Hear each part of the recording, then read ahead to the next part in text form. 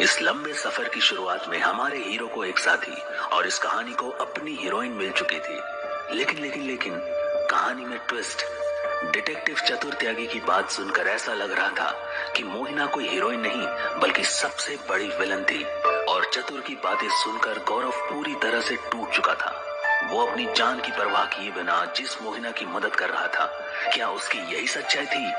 क्या सही था और क्या गलत? उसे कुछ भी समझ में नहीं आ रहा था, पर उसने चतुर की बात को सच मानकर घर वापस जाने का फैसला कर लिया। पर अभी वो जयपुर स्टेशन से दिल्ली जाने के लिए ट्रेन में सवार ही हुआ था कि तभी उसे फिर से वही चेहरा दिखा, मोहिना का चेहरा। मोहिना, तुम? और शुड आई कॉल यू हसीन दिलरुबा? यही नाम है ना तुम्हारा? What rubbish!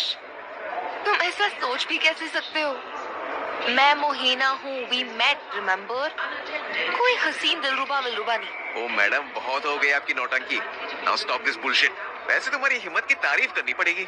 इतना बड़ा धोखा देने के बाद तुम फिर से मेरे सामने आ गई। पर इस बार मैं तुम्हें भागने नहीं दूंगा, सीधा पुलिस के हवाले कर दूंगा तुम्हें। Oh God, Gaurav, are you crazy? तुम्हें पता भी है तुम कितना बड़ा इल्जाम लगा रहे हो मेरे ऊपर? You know what?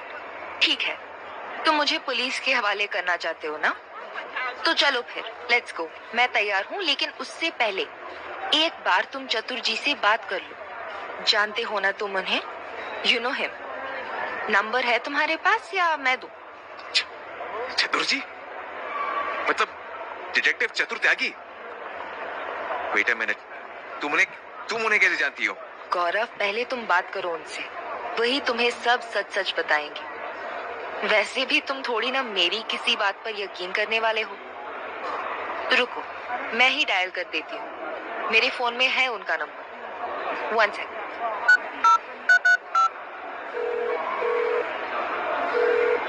Hello Mohina बेटा, पहुंच गई तुम स्टेशन? गौरव से मिली कि नहीं? हाँ चतुर जी, मैं गौरव बोल रहा हूँ।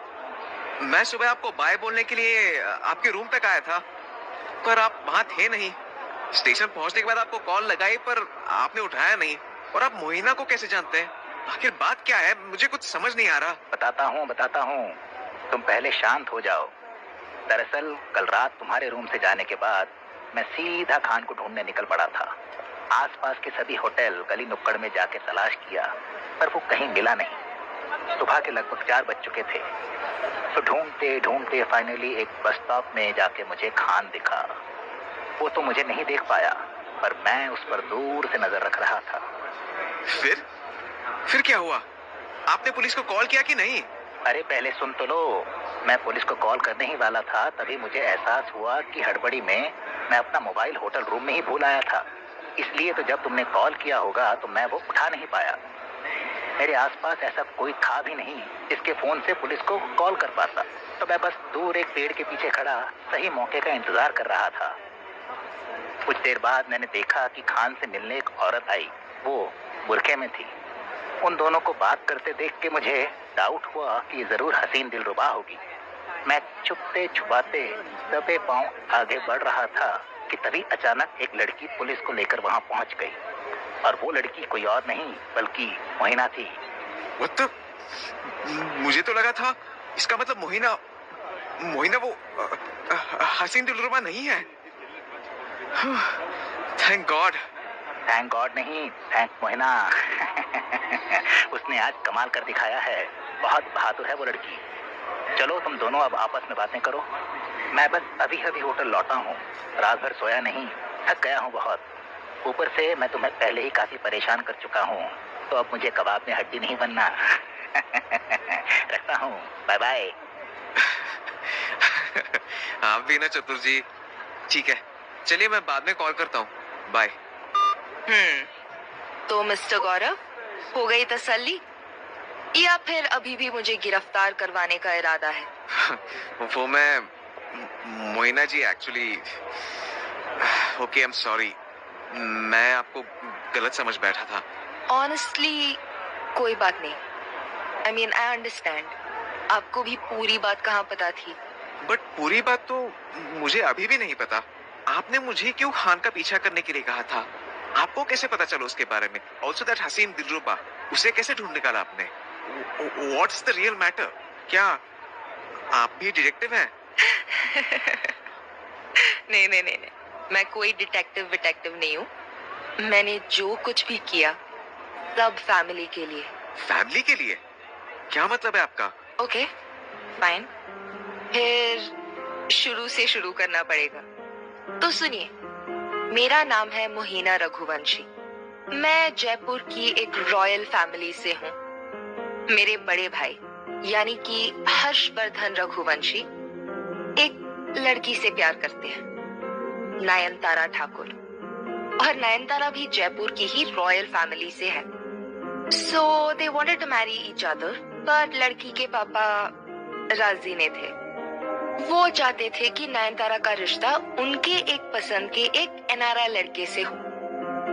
मेरे पापा भी ठहरे राजपूत। ये बात सुनते ही उनका ईगो हर्ट हो गया और उन्होंने भी भैया को इस रिश्ते के लिए मना कर दिया। वाओ, सो बॉलीवुड। फिर? पर नयनतारा ने उस एनआरआई को रिजेक्ट कर दिया और उसने साफ साफ कह दिया कि वो शादी करेगी तो सिर्फ मेरे भैया से या फिर किसी से नहीं। और इस बात पर उसके पापा का खून ऐसा खौला कि उन्होंने भैया को रास्ते से हटाने के लिए हसीन दिलरुबा और शकील खान को घर बुलाया और उन्हें इस काम के बदले खूब सारे पैसे देने का वादा किया। पर जब नयनतारा को इस बारे में पता चला तो वो घर से भाग गई। फिर वो और मेरे भैया किसी को बिना बताए दिल्ली चले आए मेरे पास, to me, to my house. Oh yeah, फिलहाल मैं अपनी पीएचडी के सिलसिले में दिल्ली में रहती हूँ। क्या बात है, तो राजकुमारी साहिबा दिल्ली में रहती है। नाइस। ओफो, टोकिए मत, पिक्चर अभी बाकी है मेरे दोस्त। Oh, I am sorry your highness. अब कंटिन्यू कीजिए। ऑफ कोर्स नयनतारा को पता था कि उसका नंबर जरूर ट्रेस होगा, पर उसे ये आइडिया नहीं था कि नंबर 24 घंटे ट्रेस होगा। तो जैसे ही उसने गलती से एक बार अपना फोन ऑन किया, उसके पापा को भनक मिल गई और वो बार बार कॉल करके उसे धमकी देने लगे। उस दिन शाम के वक्त हम तीनों घर से पुलिस स्टेशन के लिए निकल ही रहे थे कि तभी अचानक उसके पापा हमें कॉलोनी के सामने दिख गए। उनके साथ में शकील खान भी था। पर इससे पहले कि वो दोनों हमें देख पाते, हम जल्दी से घर वापस आ गए। हमें लगा कि अगर वो लोग दिल्ली हमारी कॉलोनी तक पहुंच गए हैं तो फिर उन्हें हमारा घर ढूंढने में क्या देर लगेगी। और ऊपर से अगले ही दिन भैया भाभी कोर्ट में शादी करने वाले थे।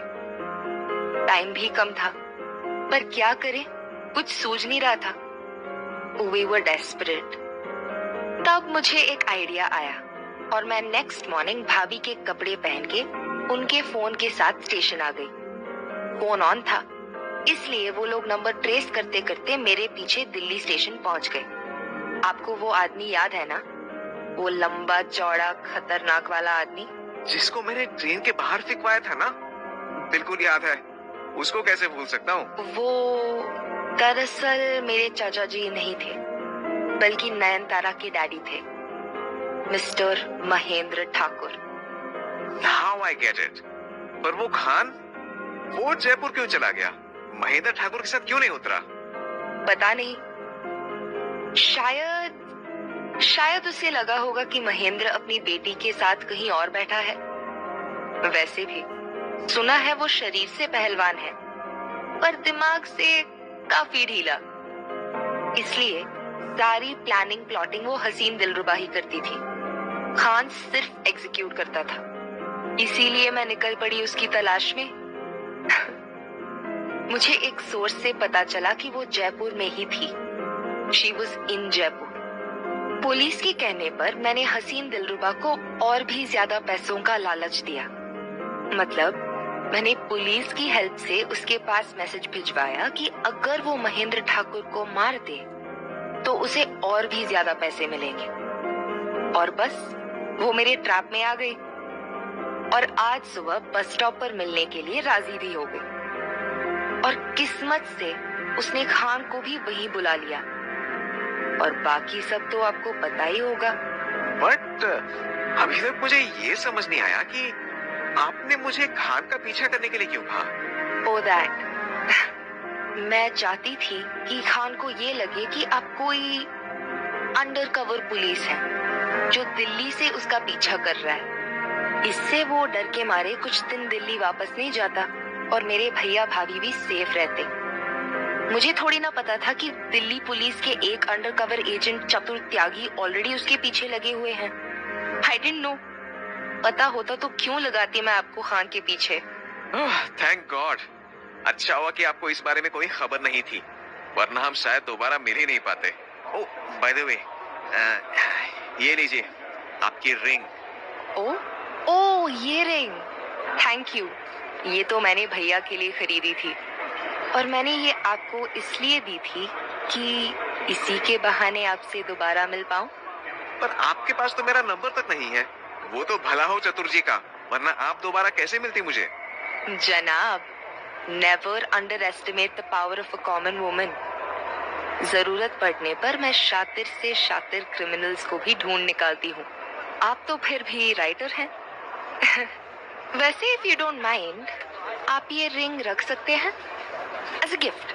After everything you deserve it more than anybody else. Just keep it. हाँ ठीक है, रख लूंगा, पर मेरी भी एक शर्त है। अब आपने रिंग दे ही दी है तो अपने हाथों से पहना भी दीजिए। अच्छा जी, कुछ देर पहले तक तो आप मुझे हसीन दिलरुबा समझ रहे थे, पुलिस में पकड़वा रहे थे ना मुझे, और अब आप चाहते हैं कि मैं आपको रिंग पहनाऊं? Indirect proposal. वो क्या है कि हसीन तो आप मुझे पहली नजर में ही लग रही हैं, तो अब दिलरुबा भी बन जाइए। आजमा के देख लो मैडम, बंदा काफी मददगार है, जिंदगी भर साथ नहीं पाएगा। हाँ। So cheesy. But I don't know why I liked it.